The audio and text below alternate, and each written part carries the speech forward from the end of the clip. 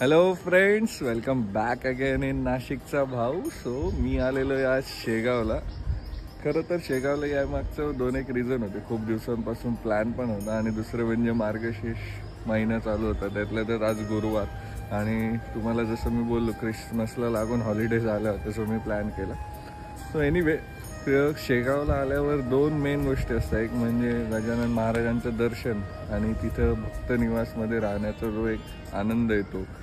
आणि तिथं राहण्याचा आनंद याकरता मी बोललो कारण महाराष्ट्रात मला असं वाटतं किंवा भारतात म्हणू शकतात, तिरुपती बालाजी नंतर जर कुठले भक्तनिवास खूप छान असतील ना तर ते शेगावचे. सो तुम्हाला या व्हिडिओमध्ये ते भक्तनिवासचा परिसरही दाखवणार आहे, कशा सुविधा आहे तेही दाखवणार आहे, दर्शनाचं पण दाखवणार आहे. So stay tune. सो माहूरगडवरून आम्ही डायरेक्ट आलो शेगावला आणि शेगावला आल्यानंतर तिथे तुम्हाला 3 ते 4 भक्तनिवासचे ऑप्शन्स आहेत आणि सगळेच भक्तनिवास ॲक्च्युली फुल होते. पण हे जे भक्तनिवास होतं इथे थोडंसं वेटिंग पिरियड होतं आणि ऑलमोस्ट 2 आवर्स लागले आम्हाला वेटिंग पिरियडमध्ये. पण 2 आवर्स नंतर आम्हाला या भक्तनिवासमध्ये रूम मिळाली होती आणि चार्जेस खूप नॉमिनल आहे. पण त्या चार्जेसच्या कम्पेअरमध्ये तुम्ही बघू शकतायत की किती स्वच्छ आणि सुंदर भक्तनिवास आहे आणि त्यांच्या रूम्सही तेवढ्याच सुंदर आहे. सो मला असं वाटतं की असेच जर भक्तनिवास सगळ्या देवस्थानांना झाले तर मला नाही वाटत कोणी त्या देवस्थानांना गेल्यावर हॉटेलला स्टे करणं प्रेफर करेल. खूप सुंदर आणि इवन नुसतं भक्तनिवासच्या आतमध्ये स्वच्छता किंवा भारी वातावरण नव्हतं, हे तुम्ही बाहेरचं वातावरण बघतायत. खूप छान, म्हणजे तो पूर्ण प्रिमायसेस, पूर्ण परिसर एकदम सुंदर होता. म्हणजे मॉर्निंगला इव्हिनिंगला तुम्ही 1-2 दिवस कसंही इथे टाईम स्पेंड करू शकतात. खूप क्वालिटी टाईम स्पेंड करू शकतात आणि खूप प्रसन्न वातावरण होतं. आणि तिथून तुम्हाला मंदिराकडे जाण्यासाठी दर अर्ध्या तासाने बस सेवासुद्धा उपलब्ध होती. आणि त्याच प्रिमायसेसमध्ये हे एक प्रसादालय होतं जिथे अगदी नॉमिनल चार्जेसमध्ये तुम्हाला प्रसादामध्ये जेवण म्हणजे दुपारचं जेवण, रात्रीचं जेवण, सकाळचा नाश्ता आणि तुम्ही क्लीननेस बघू शकतात. हे मधून प्रसादालय तुम्हाला दाखवते. खूप सुंदर. आणि तिथून तुम्ही जर कारने मंदिराजवळ गेले तर ही कार पार्किंग जी आहे पूर्ण इलेक्ट्रॉनिक कार पार्किंग आहे. इलेक्ट्रॉनिक का म्हणतोय कारण तिथे प्रत्येक लेनमध्ये किती कार पार्किंग अवेलेबल आहे आणि किती फुल आहे हे तुम्हाला कळत होतं. आणि सगळ्यात बेस्ट पार्ट की ही फ्री ऑफ कॉस्ट होती. आणि तुम्ही गाडी लावून जर निघाले तिथून पार्किंगमधून तर डायरेक्ट हा अंडरपास होता जो डायरेक्टली मंदिरासमोरचा जो रस्ता होता तिथे निघत होता. मला सगळ्यात जास्त भारी जे वाटत होतं ना ते सगळं क्लीननेस. कारण मंदिराचा परिसर, पार्किंगचा परिसर किंवा भक्तनिवासचा परिसर खूप क्लीन आणि डिसिप्लिन वाटत होतं.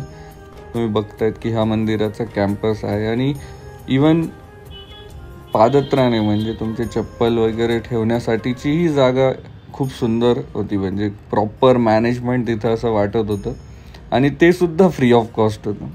आणि तुम्ही जेव्हा दर्शनाच्या रांगेकडे जाता तेव्हा तुम्हाला एक मोठा डिस्प्ले दिसतो जिथे तुम्हाला समाधीचं दर्शन आणि मुखदर्शन असे 2 ऑप्शन असतात आणि किती वेळ लागणार आहे हे तुम्हाला तिथे क्लिअर कळत असतं. हा समाधी दर्शनाकडे जाणारा मार्ग आहे जिथे तुम्ही बघतायत की अगेन क्लीननेस आणि खूप डिसिप्लिन. आणि हा आहे मंदिराच्या एक्झॅक्ट बाहेरचा परिसर. खूप छान वाईब्स होत्या तिथे, खूप पॉझिटिव्ह वाईब्स, खूप असं धार्मिक वातावरण.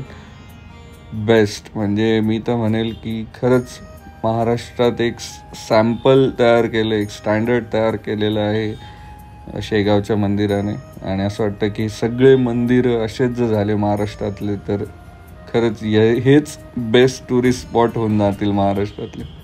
आणि त्याच कॅम्पसमध्ये हे महाप्रसादालय आहे जिथे तुम्हाला 2 वेळा प्रसाद अवेलेबल केला जाईल. आणि त्या दिवशी गुरुवार असल्यामुळे उपवासाचाच महाप्रसाद होता. बेस्ट पार्ट जो तुम्ही बघतायत ना, तुम्ही बघा की क्लीननेस आणि डिसिप्लिन किती आहे इथे.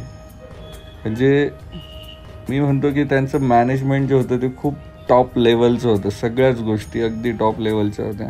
आणि एक्झॅक्टली मंदिराच्या बाहेर पडल्यावर तुम्हाला शेगावची कचोरी जी फेमस आहे ती खाण्यासाठी ऑप्शन आहे इथे. सो झालंय आता आपलं दर्शन पण झालंय, महाप्रसादही खाऊन झालेला आहे आणि हा ब्लॉग एंड करायची वेळ पण झाली आहे. सो कसा वाटला तुम्हाला हा ब्लॉग मला नक्की कमेंट बॉक्समध्ये सांगा. आणि येस, खरंच मी सांगेल की महाप्रसाद म्हणा किंवा भक्त निवास म्हणा, मंदिराजवळची पार्किंग म्हणा, सगळ्या गोष्टी अगदी डिसिप्लिन आणि अगदी बेस्ट आहे. म्हणजे महाराष्ट्रात मला नाही वाटत एवढं डिसिप्लिन आणि प्रॉपर कुठलं अजून दुसरं देवस्थान असेल. म्हणजे इवन दो शिर्डी वगैरे सारखे देवस्थानं आहे मोठे, पण शेगाव बेस्ट एक्सपिरियन्स. नक्की विजिट करा.